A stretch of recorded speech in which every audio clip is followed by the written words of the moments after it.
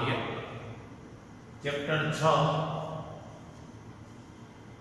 વિદ્યુત ચુંબકીય પ્રેરણમાં ઉદાહરણ નંબર 9 કરીએ અને પેજ નંબર છે 221 પેજ નંબર 221 ઉદાહરણ નંબર 9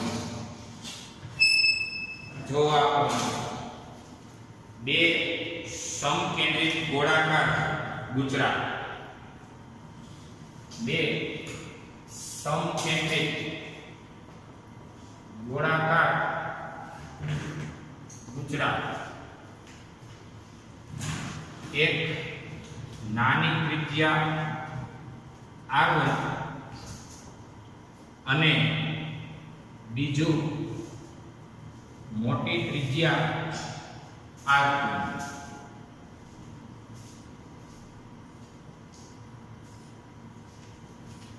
જ્યાં R1 is more less than R2 ને કેન્દ્રો સંપાત થાય તેમ સમઅક્ષીય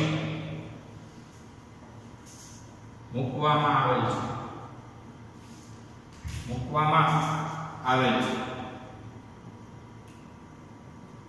આ ગોઠવણનું અન્યોન્ય પ્રેરકત્વ મેળવો આ ગોઠવણનું અન્યોન્ય પ્રેરકત્વ મેળવેલું છે તો હવે મિત્રો ઉદાહરણ 9 માં બે સમકેન્દ્રિત ગોળાકાર ગુચરા સમકેન્દ્રિત એટલે બેયનું કેન્દ્ર એક જ હોય એવા એક નાની ત્રિજ્યા R1 નું અને બીજું મોટી ત્રિજ્યા R2 નું છે ગુચરા બે છે એક નાની ગુચરું અને એક મોટું ગુચરું નાની ત્રિજ્યાનું મોટી ત્રિજ્યા R1 બહુ નાનો છે R2 કરતા એટલે આપણે ચિત્ર દોરીએ આ છે R1 ત્રિજ્યાનું આપણે એક ગુચરું વિચારીએ અહીંયા તમે ગુચરાને આડછેદ વિચારો છો અને R2 ખૂબ મોટું છે R2 ખૂબ મોટું હોય એવું વિચારીએ R2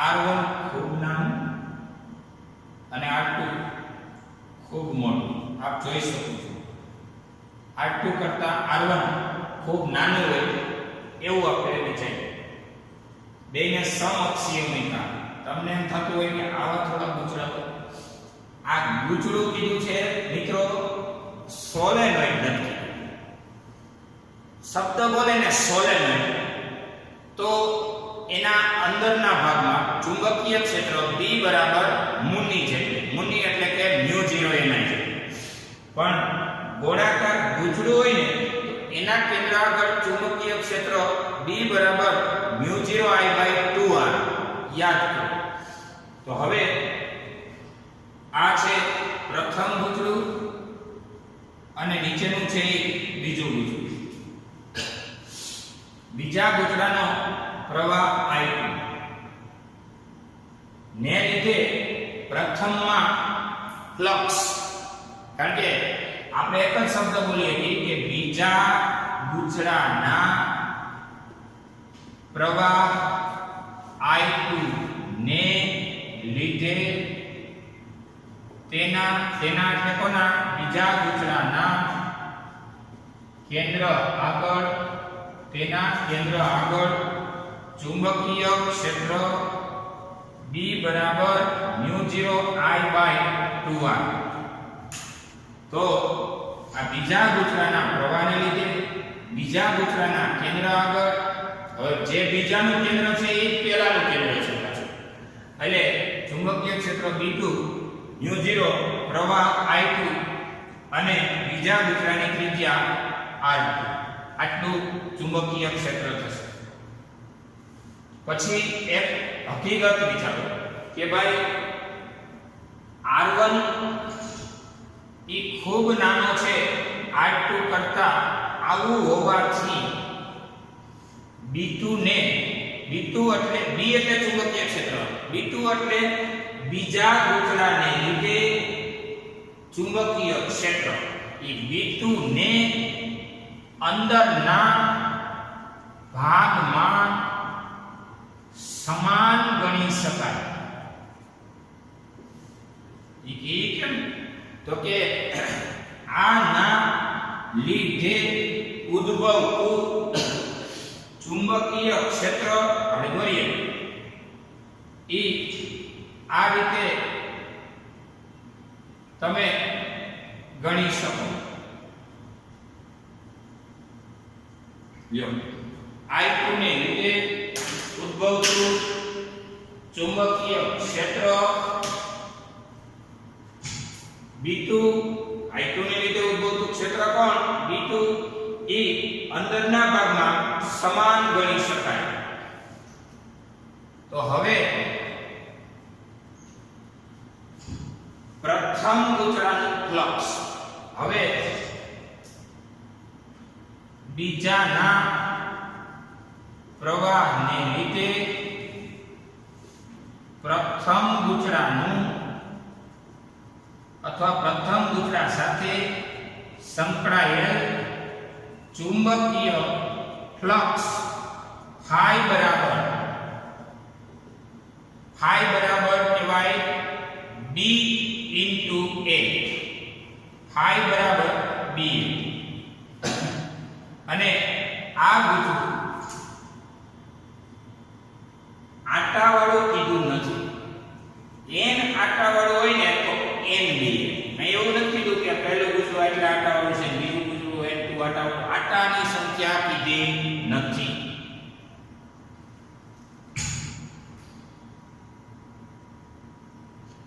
તો phi બરાબર B. તો પ્રથમ આરે સંકળાયેલો ફ્લક્સ એને કે phi1. તો પ્રથમનો એરિયા પણ ચુંબકીય ક્ષેત્ર કેટલું? બીજાનું. તો phi1 બરાબર B એટલે μ0 I/2R.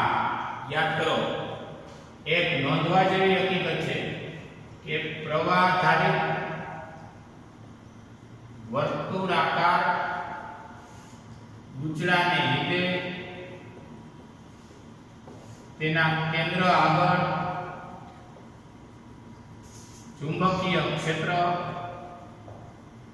B બરાબર μ0 I/2R. આ સૂત્ર છે, આપણે જાણીએ છીએ. તો B એટલે μ0 I/2R અને એરિયા 1 એટલે pi r1². એરિયા 1 એટલે આનો એરિયા r1 ત્રિજ્યાનો હોવાથી pi r1². આટલું ફ્લક્સ મળશે. તો હવે આ ફ્લક્સ ને આમ પણ લખી શકાય phi1 બરાબર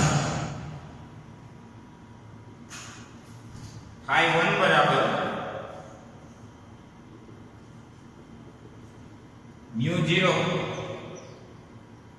pi r1²/2r2 into I2. તમને ખબર હોય તો મિત્રો, આપણે અન્યોન્ય પ્રેરણમાં એવું કીધું કે બીજાનો પ્રવાહ અને પહેલાનો ફ્લક્સ અથવા પહેલાનો પ્રવાહ અને બીજાનો ફ્લક્સ, આ તંત્રને આમ કહેતા હતા ને. અન્યોન્ય પ્રેરણ વખતે આ નોંધ પહેલી, બરોબર, નોંધ બીજી. અન્યોન્ય પ્રેરણ માટે બે મુદ્દા કયા? પહેલાનો પ્રવાહ ચલે છે બીજાનો ફ્લક્સ,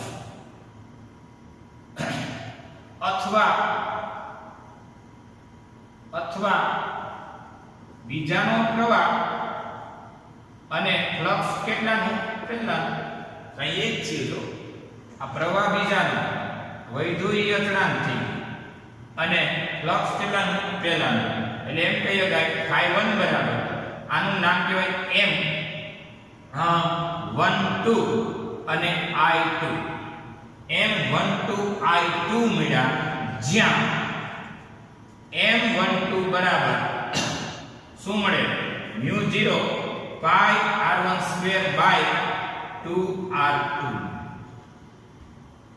M12 બરાબર μ0 પાઈ r12 બાય 2r2 મળ્યા અને આ તમારો જવાબ થશે અને આપણે બીજું સારી રીતે જાણીએ છીએ શું જાણીએ છીએ એ કહી દો કે M12 હોય તો એને M21 લખી શકાય એને M પણ કહેવાય આને કહેવાય આદાન પ્રદાન પ્રમેય અથવા તો રેસિપ્રોસિટી થિયરમ એમાં શું કરવાનું આદાન પ્રદાનમાં કાંઈ નહીં કરવાનું તમારું આ 2 ત્રિજ્યા વાળું છે એ કેન્દ્રમાં રાખો ટૂંકમાં કેન્દ્રમાં રહેલું નાનું ગૂંચળું R2 નું છે એમ રકમ શરૂ કરવાની અને બહાર રહેલું મોટું ગૂંચળું R1 નું છે તો પછી અહીંથી ચાલુ કરવાનું પ્રવાહ કોનો લેવાનો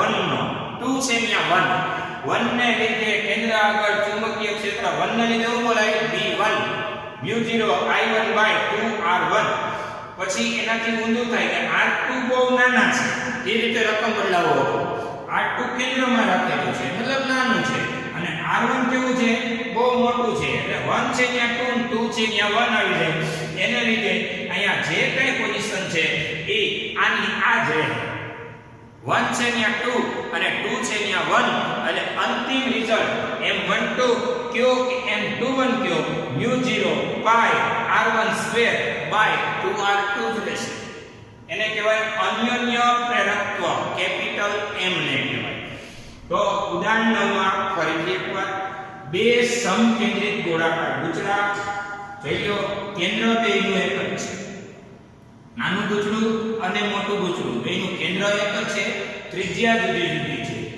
છે એક નાની ત્રિજ્યા r1 નું છે બીજું મોટી ત્રિજ્યા r2 નું છે r1 ખૂબ નાના છે પરંતુ r2 છે જેથી બેના કેન્દ્રો એકબીજા પર સંપાત થાય છે આ ગોઠવણનું અન્યોન્ય પ્રેરણ મેળવવું હોય પ્રેરકત્વ મેળવવું હોય તો પ્રવાહ બીજાનો અને એના લીધે ઉદ્ભવેલું ફ્લક્સ જે પેલા આરે સંકળાય છે એ એક અહીંયા નોંધવા જેવી હકીકત છે કે r1 બહુ નાનો છે r2 કરતા પરિણામે B2 એટલે બીજા પ્રવાહને લીધે ઉદ્ભવતું ચુંબકીય ક્ષેત્ર એ B2 એને અંદરના ભાગમાં સરખું ગણી શકાય કેના અંદરના ભાગમાં તો કે આ જે કઈ ગૂંચળાના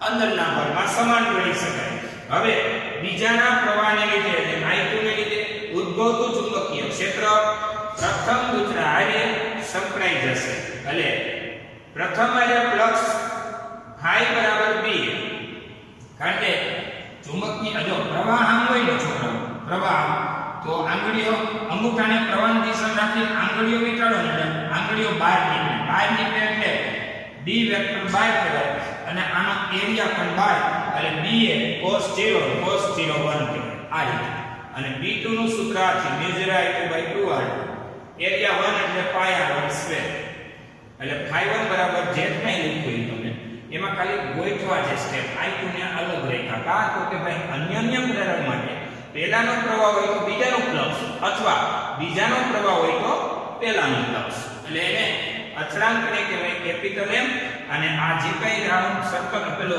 કાઉન્સ કર્યો છે એ જ આપણો અચળાંક છે કારણ કે જો પહેલાની ત્રિજ્યા અચળ છે બીજાની ત્રિજ્યા અચળ છે પાઈ અચળ છે બગડો અચળ છે μ0 અચળ છે બરાબર એટલે આ તંત્રનું અન્યોન્ય પ્રેરકત્વ આમ છે પછી એક બાબત બદલાવી નાખવાની કે જો R1 ત્રિજ્યાના નાના ગૂંચળાની જગ્યાએ R2 ત્રિજ્યાનું નાનું ગૂંચળું લેવામાં આવે તથા R2 ત્રિજ્યાના મોટા ગૂંચળાની જગ્યાએ R1 ત્રિજ્યાનું મોટું ગૂંચળું લેવામાં આવે તો પછી ગણતરી નહીં કરવાની.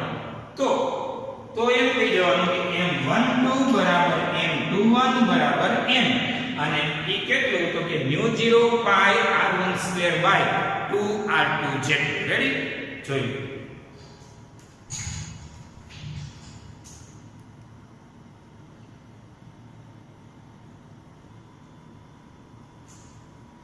ચલો ત્યાર પછી ઉદાહરણ નંબર 10. ઉદાહરણ number 10 page number 224. Page number 224 ઉદાહરણ નંબર 10. એમાંનો પહેલો ચુંબકીય ક્ષેત્ર B ક્ષેત્રફળ કેપિટલ A અને સોલેનોઇડની લંબાઈ સ્મોલ l ના પદમાં સોલેનોઇડમાં સંગ્રહિત ચુંબકીય ઊર્જા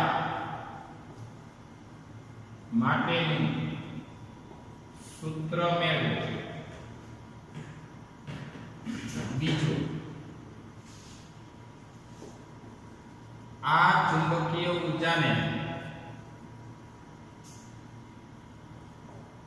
કેપેસિટરમાં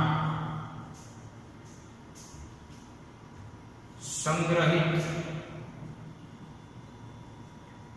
સ્થિત વિદ્યુત એટલે કે ઇલેક્ટ્રોસ્ટેટિક ઊર્જા ઘનતા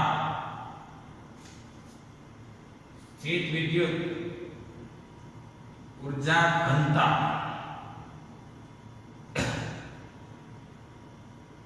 સ્થિત વિદ્યુત ઊર્જા અથવા એને કહેવાય ઊર્જા ઘનતા એકમ કદની ઊર્જા અથવા કહેવાય એકમ કદની ઊર્જા ની સાથે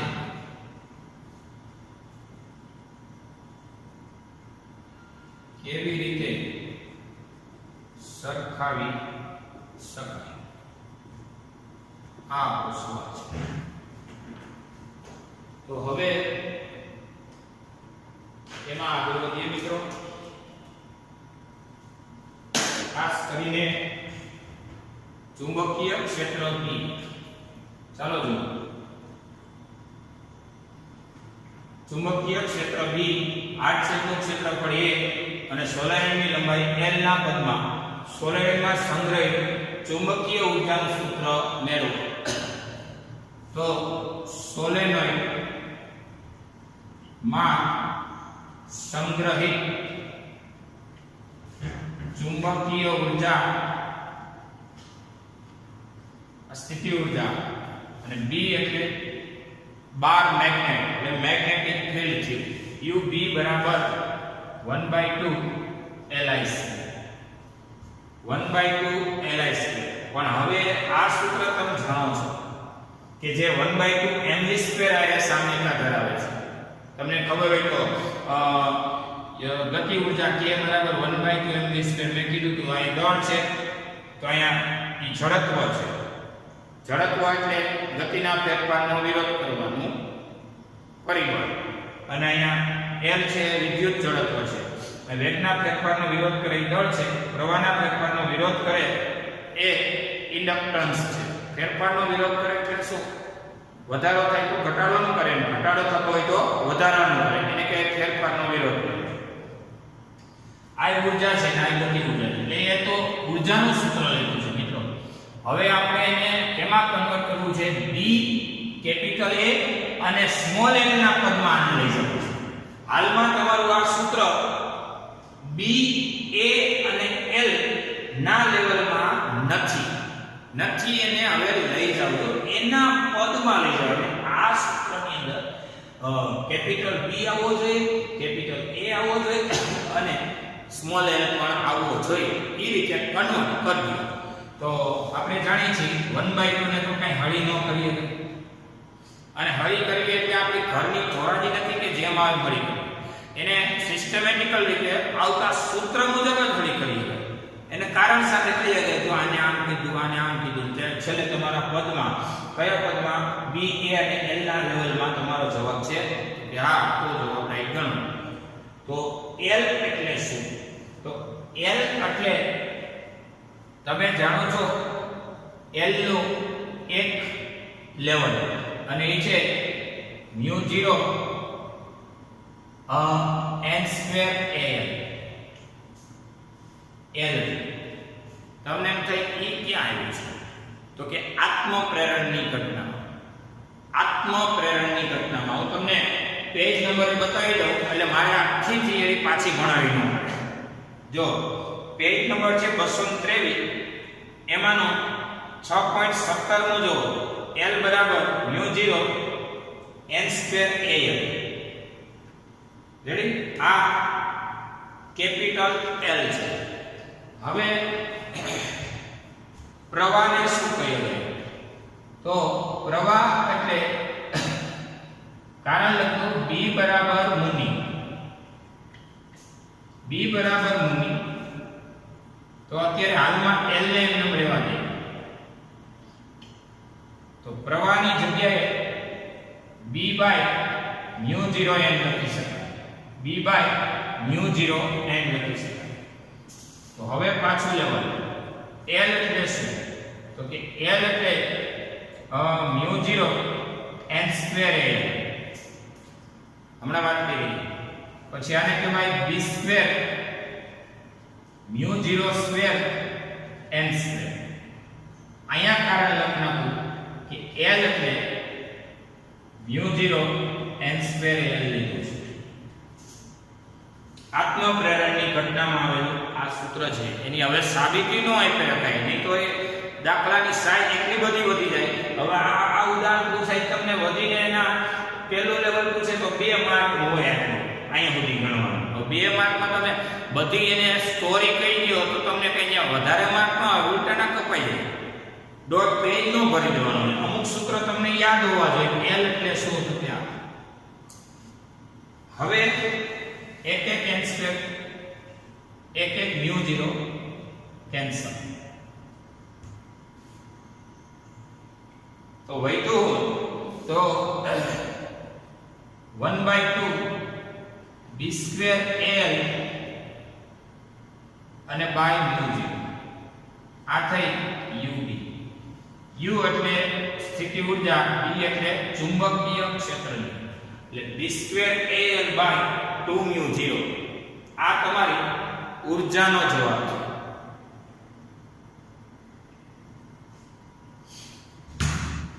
તમારો પહેલો પ્રશ્ન હતો ઊર્જા માટેનું સૂત્ર મેળવો, આપણે મેળવી લીધું. હવે બીજો પ્રશ્ન, આ ચુંબકીય ઊર્જાને કેપેસિટરમાં સંગ્રહિત સ્થિત વિદ્યુત ઊર્જા ઘનતા અથવા તો એકમ કદની ઊર્જા કેવી રીતે સરખાવી શકાય એ કહો. તો પ્રશ્ન બી અહીંથી બદલાવું છું. આ એ પૂરો છે. હવે બી.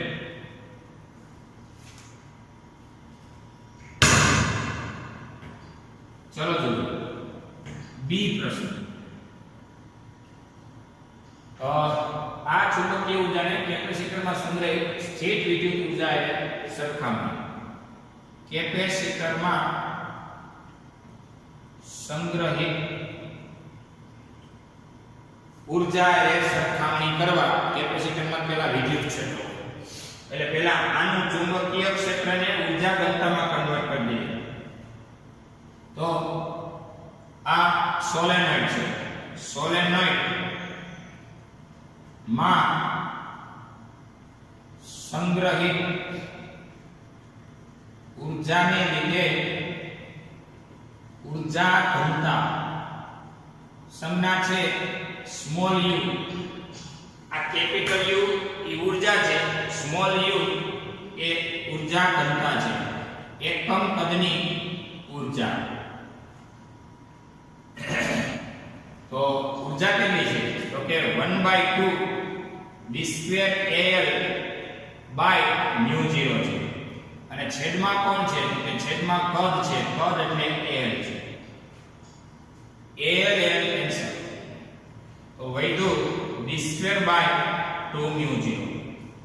આ ઊર્જાનું લેવલ છે. મેં આ બરાબરની બાજુમાં બરાબર લખ્યા છે. તમે સ્ટેપ બાય સ્ટેપ નીચે લખી શકો છો. હવે આ સોલેનોઇડમાં ઊર્જા ઘનતા છે. તો ઊર્જા ઘનતા એ કઈ રીતે ચુંબકીય ક્ષેત્રની ઊર્જા ઘનતા થઈ. આપણો પ્રશ્ન એ છે કે ચુંબકીય ઊર્જાને કેપેસિટરમાં સંગ્રહિત સ્થિત વિદ્યુત ઊર્જા એ કેવી રીતે સરખાવી શકાય. તો હમણાં હું સરખાવું છું. જોજો.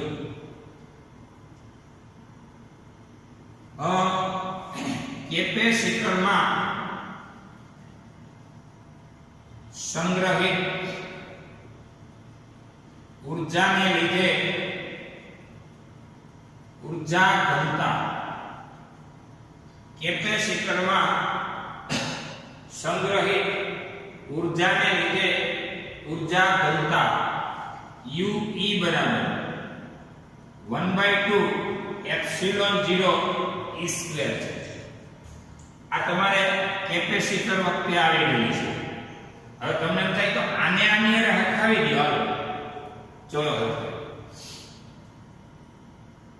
આપણે સારી રીતે જાણીએ છીએ કે કોઈ વીજભારિત કણ હોય. આ વીજભારિત કણ ઉપર એક બળ લાગતું હોય QE ઇલેક્ટ્રિક ફિલ્ડને લીધે અને એટલું જ બળ મેગ્નેટિક ફિલ્ડને લીધે જો લાગવા માંડે ને તો હવે બંને બાજુ કેન્સલ થાય Q. તો V બરાબર કહેવાય E/B. પણ આના સેમેસ્ટરમાં તમારા 12માના આ ચેપ્ટરના છેલ્લા ચેપ્ટરમાં આ ટેક્સ્ટબુકની પાર્ટ 1 ફિઝિક્સના છેલ્લા ચેપ્ટરમાં વિદ્યુત ચુંબકીય તરંગ એટલે કે પ્રકાશના જે કાંઈ અભ્યાસમાં તમારે આવશે એ વેગને પ્રકાશના વેગને c કહેવાય અને એ કહેવાય E/B. એટલે E બરાબર dc કહેવાય. E electric field, B magnetic field અને c એ પ્રકાશની ઝડપ કહેવાય. તો હાલમાં તમારા માટે આ શબ્દ નવો છે પણ મેં તમને કહી દીધું કે વીજભારિત કણને જેટલું ઇલેક્ટ્રિક ફિલ્ડ લગાડો, ઇલેક્ટ્રિક ફોર્સ થાય Q, F બરાબર Q, એટલું મેગ્નેટિક ફોર્સ લગાડો, મેગ્નેટિક ફોર્સ કહેવાય F બરાબર QVD. બે Q કેન્સલ કરો તો V બરાબર કહેવાય E/B. અહીંયા V એ કણનો વેગ છે, પ્રકાશનો વેગને V ને બદલે c કહેવાય તો E/B. E બરાબર BC સૂત્ર એપ્લાય કરી શકો. તો હવે જો તમે 1/2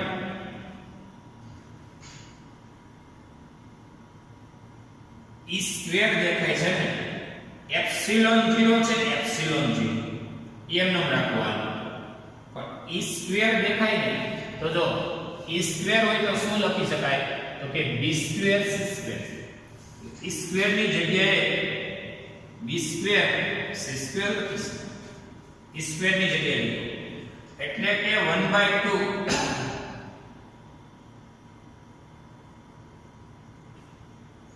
હવે એપ્સિલોન નો એપ્સિલોન 0, B સ્ક્વેર ના B સ્ક્વેર, પછી તમારે એક જાણીતું સૂત્ર છે અને એ આ છે C બરાબર 1/√μ0 એપ્સિલોન 0. C બરાબર તમે આપણે જ આને સાબિત કરી દઈએ. C બરાબર 1/√μ0 એપ્સિલોન 0 હુકામ થાય ને એ આપણે સાબિત કરી દઈએ. આપણે એક વખત આવી પણ ગયું છે. આના મૂલ્ય મૂકી દો અને એનું વર્ગમૂળ કાઢો એટલે 3 × 10⁸ મીટર પ્રતિ સેકન્ડ આવે, જેને કહેવાય c એટલે કે પ્રકાશની ઝડપ. છતાંય હમણાં જ આપણે આને સાબિતી આપી દઈએ. તો c² હોય તો કે 1 બાય આવ્યો c² હોય તો 1 બાય આનો વર્ગ કરો એટલે વર્ગ ઉડી જાય μ0 એપ્સિલોન 0 વધે. એક એપ્સિલોન 0 કેન્સલ થાય તો વધે છે 1/2 અથવા તો b² વધે અંશમાં અને 2μ0 વધે છે છેદમાં. નંબર આપી દેવાય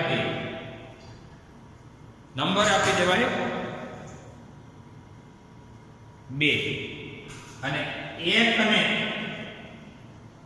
2 પરથી ચુંબકીય ક્ષેત્રની ઊર્જા ઘનતા એટલી જ વિદ્યુત ક્ષેત્રની ઊર્જા ઘનતા સાબિત થાય છે. ચુંબકીય ઊર્જા લીધે કેપેસિટરમાં સંગ્રહિત સ્થિત વિદ્યુત ઊર્જા ને કેવી રીતે સરખાવી શકાય? કઈ ઊર્જાને? આ ચુંબકીય ઊર્જાને કેપેસિટરમાં સંગ્રહિત વિદ્યુત ઊર્જા એટલે કઈ રીતે સરખાવી શકાય? આ ચુંબકીય ઊર્જા છે એકમ કદની એકમ કદની ચુંબકીય ઊર્જા અને એકમ કદની વિદ્યુત ઊર્જા એટલે સરખાય તે મંગાય તો 1 અને 2 તો જોઈ લો એટલે સરખાવી શકાય. હવે આપણી હકીકત પાછી એકવાર આમાં જોઈએ. બરોબર? આ તમે ઉદાહરણને નોંધી શકો. હવે આ કેમ થાય એ સાબિતી આપો. જો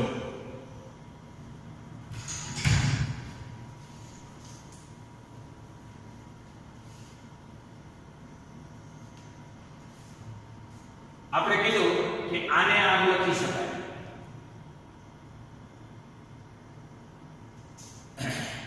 તો કિંમત μ0 એટલે 4π10⁻⁷ યાદ કરો. અને એપ્સિલોન 0 8.85 10⁻12 c બરાબર. હવે 12 ને 7 19 અહીંયા 4 ગુણ્યા 3.14 ગુણ્યા 8.85 જે થાય એ છે 111.156. હવે તમે એને ડેકી ઘાતમાં કન્વર્ટ કરો એટલે વર્ગમૂળ કાઢવાનું છે. એ કામ લઈ જાઓ એટલે 1111.56 1111.56 એક સ્ટેપ આમ ગયા એક ઘાતમાં હજી ઘટાડો થયો તો હજી એક કટ થાય એટલે એ જગ્યાએ 20 થાય. તો ફાઇનલી c બરાબર આપણે આમ લખી શકીએ. c બરાબર શું લખી શકીએ? તો કે 1 upon આટલા બધાય 1111.56 નું વર્ગમૂળ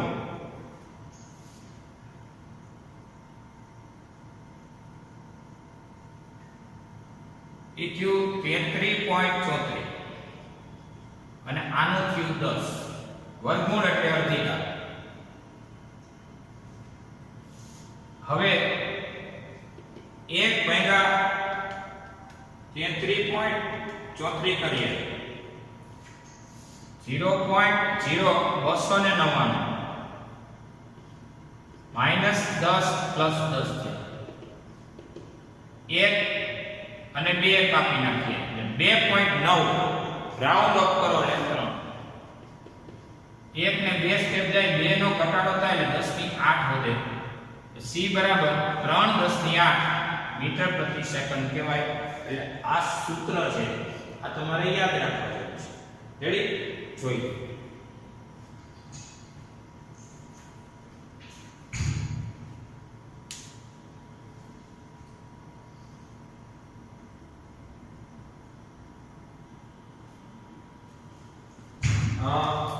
પેજ નંબર 226.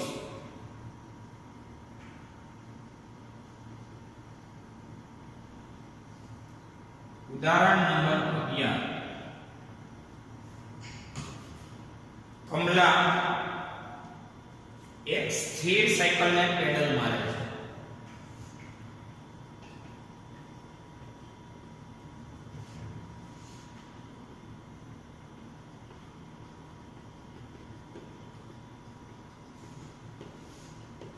આ સાયકલના પેડલ્સ 100 આટા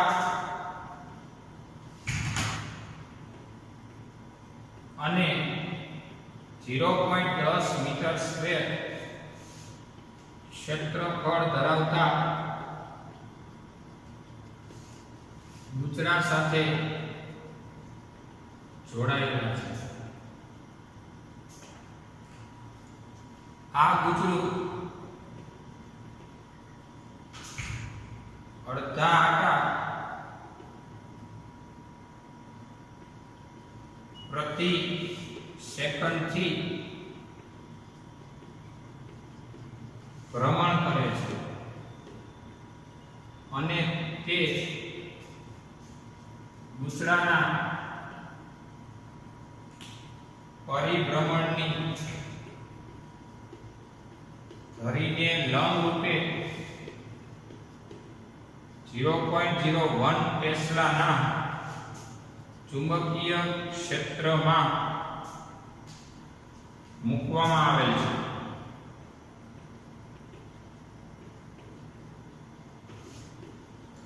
આ ગુચરામાં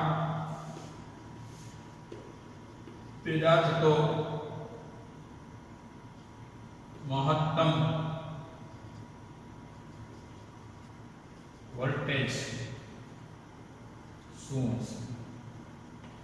આ પ્રશ્ન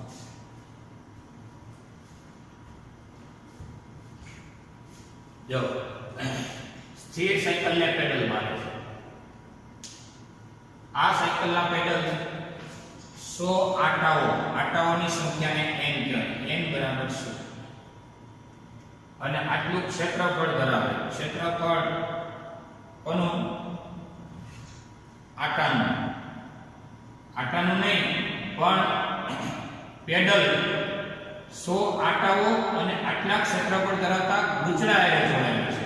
ગુચરાનું ક્ષેત્રફળ છે. પેડલનું નહીં, આટાનું, ગુચરાનું આડછેદનું ક્ષેત્રફળ. આ ગુચરાના આટાની સંખ્યા 100 છે. અડધા આટા પ્રતિ સેકન્ડથી ફરે છે. આવૃત્તિ કહેવાય. અડધો આટો પ્રતિ સેકન્ડ.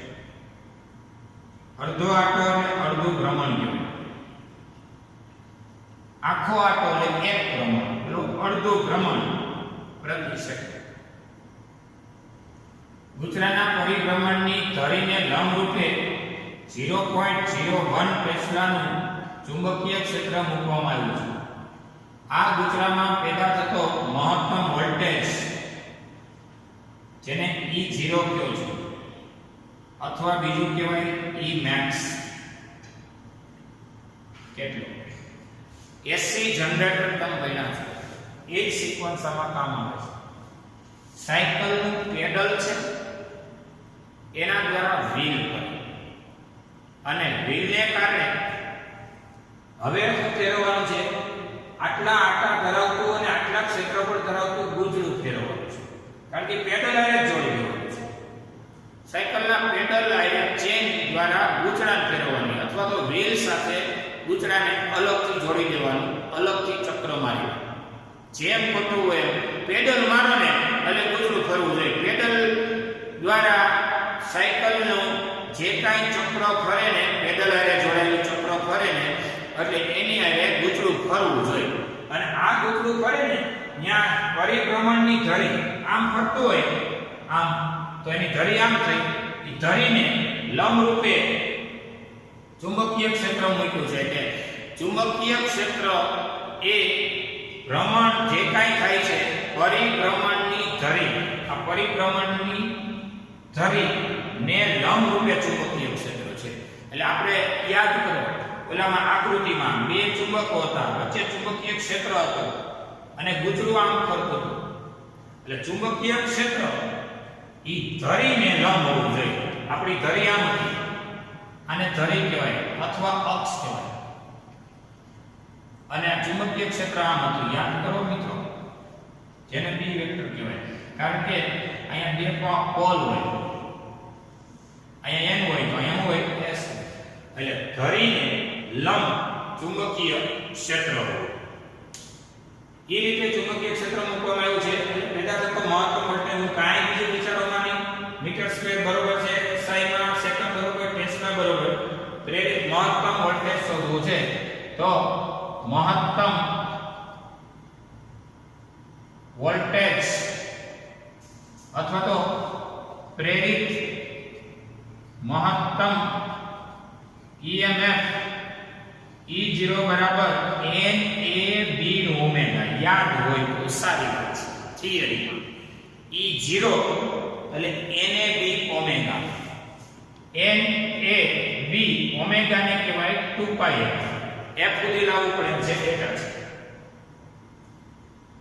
NAB 2πf દાખલો પૂરો થયો. એટલે n એટલે 100 આવે. આડછેદનું ક્ષેત્રફળ 0.10 અથવા 0.1 લખો તો ચુંબકીય ક્ષેત્ર 0.0m. પછી 2π અને f એટલે આવૃત્તિ 1/2.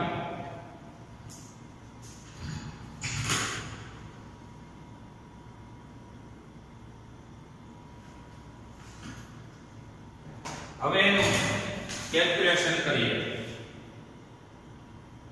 100 ગુણ્યા 0.10 ગુણ્યા 0.01 ગુણ્યા 2 ગુણ્યા 3.14 ના છેદમાં 2 એટલે 0.314 વોલ્ટ. આ થયું મહત્તમ પ્રેરિત વોલ્ટેજ 0.314. રેડી?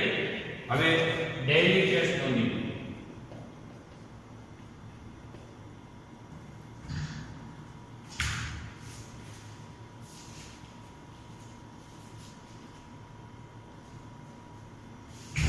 ઉદાહરણ 9, 10 અને 11. ઉદાહરણ 9, 10 અને 11 ડેઈલી ટેસ્ટમાં તૈયારીમાં લેવા. રેડી? અહીંયા આપણો લેક્ચર પૂરો થાય છે. જોઈ